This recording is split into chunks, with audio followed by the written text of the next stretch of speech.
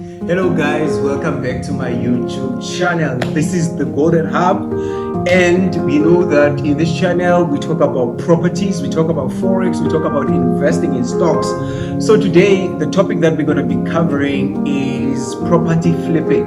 This is the part 2 of the video. We already have the part 1. You can just go onto my channel and search on my videos. There's part 1 that I have uploaded. It was a while back. So from the first segment, we have established that property flipping is buying a property at a cheaper price, and then you revamp or renovate that property in order to resell it at a higher price so that you can make a profit out of it. And we have highlighted that you don't have to do major structural changes into the property. But if you do have money, you can make those. Maybe you install a flat, a backyard flat, or maybe you extend, let's say the property you bought it as a 2-bedroom house, and then you extend it and make a 3-bedroom house, or things like that. If you have the budget for it, you can go for it. But if you are at a lower budget, you can just change the kitchen and put on some tiling, put on some ceilings, install the geyser if the geyser is not yet already there, put on a gas stove. You can do the basics like that in order to boost the price of the property. But the other thing is, if you have, or let's say if you don't have any money, guys, this is not a business advice or a financial advice. This is just me sharing my thoughts. So what you can do is you can scout the houses that are being sold on an auction, right? Or the houses that are being sold by the banks, which means that the banks have repossessed those houses. And remember, the bank is not in the business of selling houses, but they are in the business of making money. So if they repossess a house from a certain client that couldn't afford, they would want to get rid of that house, because they don't want to keep the house. They are not in the business of properties, like I've said. So they wouldn't want to keep that house for longer. So when they repossess that house, they become motivated. And from the first segment, I have said that a motivated seller is somebody who is desperate on selling the house. Maybe they are in need of money, like as in right now, so they are motivated to sell. They will take any offer that comes because they want to get rid of the property, or meaning they are comfortable at selling the house at a cheaper price. They are willing to sell the house at the amount that is not worth the house. So if you see a property that is being sold at an auction or sold by the bank, you must analyze, look at those deals and analyze and find the best deal. And then when you identify a best deal among those houses that the bank has repossessed, or those houses that are being sold at an auction, what you can do is, when you find that best deal whereby the property is being sold under offer, it's being under offer, and then that's number 1. And number 2, when you look at the pictures, you can identify the things that you can improve on the property. You can then go to the bank, approach any bank and take a loan. Okay guys, like I've said, this is not a financial advice. If you need a professional advice, go and consult an advisor. So you can go to the bank and take a loan. Remember, not every loan is a bad loan. If you take a loan in order to go to a vacation, that's a bad loan. If you take a loan in order to get married, that's a bad loan. If you take a loan in order to buy a phone, in order to buy food, in order to buy everything that won't bring you money in the end of the day, that's a bad loan. But if you take a loan in order to invest so that you can get higher gains, then that is a good loan. So for example, approach the bank, and then the money that you're going to request from the bank is that, remember, when you go to an auction, you have to have an auction fee. You can't just go there without an auction fee. You have to have an auction fee. So you can go to the bank and say, okay, take this amount, which you know that you will pay this as an auction fee.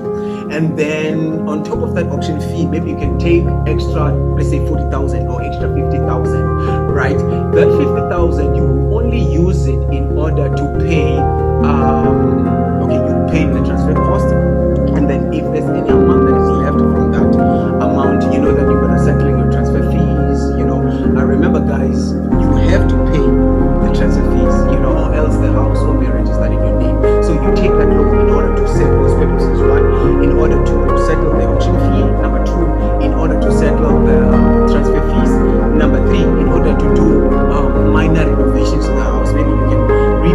house, depending on what work is needed in the house, number 3.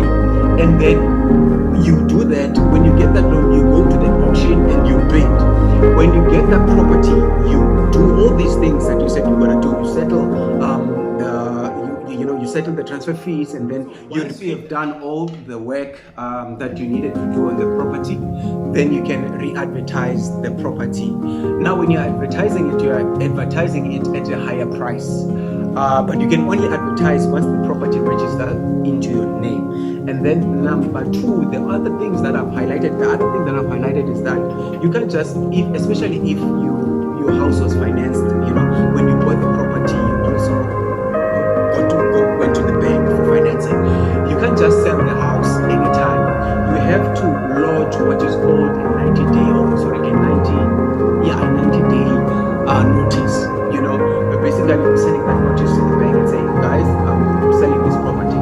So you have to have that notice in place, or else if that agreement is not there, they will charge you for interest, which means that you end up paying more.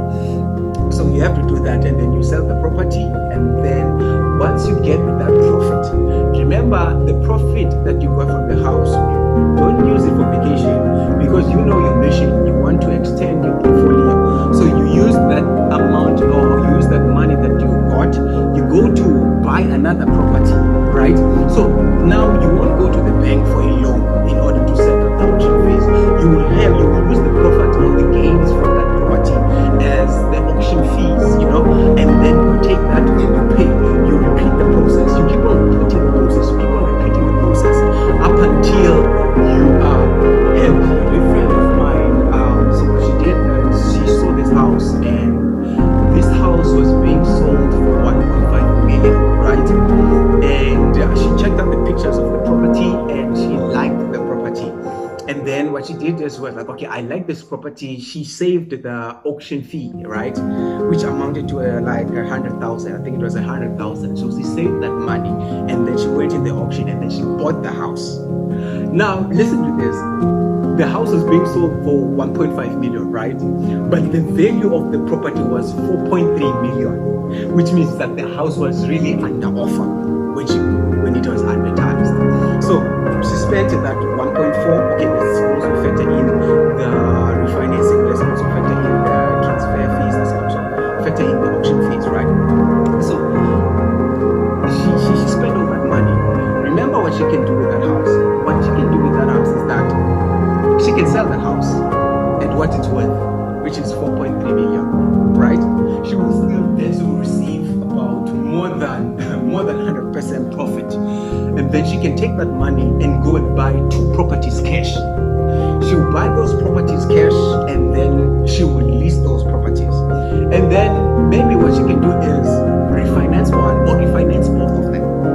We spoke about refinancing in the previous video, the first segment. So she can then refinance both properties, meaning remortgage those properties, and then she will take that amount and go and buy 2 more properties cash.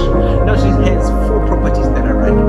2 are bought cash, but 2 she's still paying them, and she has leased the 4. And then what she can do is she can refinance the 2 that she has bought cash and buy 2 more properties, and then now she has 6 properties that are under her name or under a trust that she has built.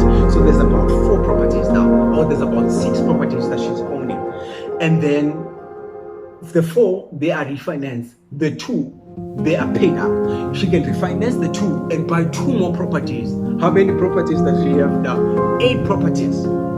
So 6 are refinanced and 2 paid up in cash. She can decide to continue refinancing and buying them. Remember, now she's owning about 8 properties, and she has tenants that are basically paying.